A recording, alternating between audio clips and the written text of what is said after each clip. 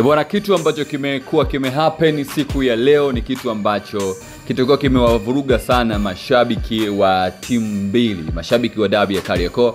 Hapa tunazungumzia mashabiki wa Simba na mashabiki wa Yanga. Kitu ambacho kimehappen kwa sababu tunazungumzia bwana, tukizungumzia dabi, watu hawa wanatoka mikoa mbalimbali na kwenda kushuhudia mchezo jijini Dar es Salaam, Tanzania. Kwa hiyo kuna watu wamepoteza nauli tayari, walikuwa wamekodi mabasi, wamekodi nini kwa ajili ya kwenda kushuhudia mchezo. Umeona? Kwa hiyo watu walikuwa wameshatoa kiingilio, wameshanunua kadi.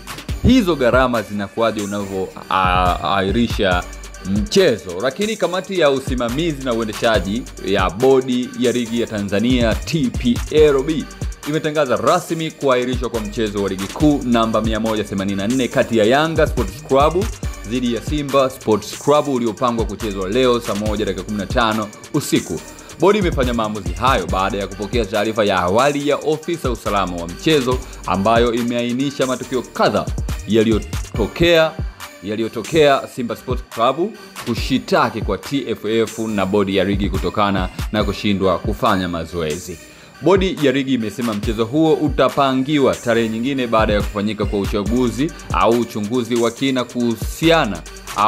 kuhusiana na sababu zinazosababisha mchezo huo kutochezwa leo.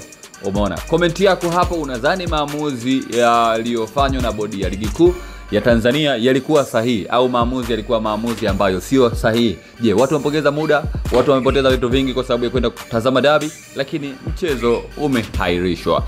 Kwenye komenti yako hapo tia neno lolote ili tujue wewe kwa upande wako unasemaje. Kumbuka hii ni Ambone Media, mimi naitwa Wizo wa Watu.